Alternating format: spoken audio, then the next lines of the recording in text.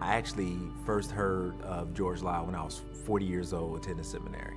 I hear about this incredible story about this faithful Baptist preacher who was like just one of the first black Baptists and so many different things. So now hearing about it, born in 1750, so this is pre-Revolutionary War.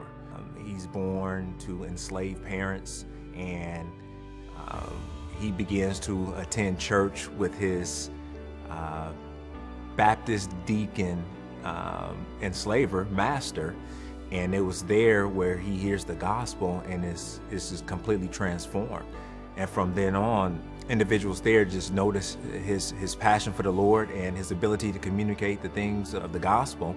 And he begins preaching and teaching to all of those enslaved persons, and began to just establish all these churches, and these disciples began to be raised up.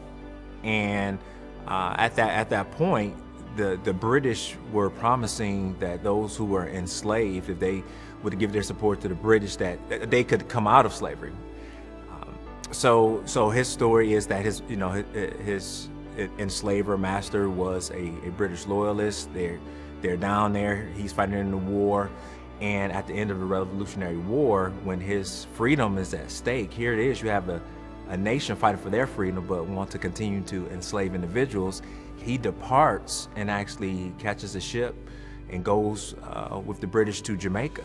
But it was there where he again began to preach and teach the gospel, raise up disciples, and to plant churches there in Jamaica. So to hear that story from this, what is known in the history record as pretty much the first licensed black pastor there in the South, who was established many first black churches in those areas, it's really incredible to hear that story.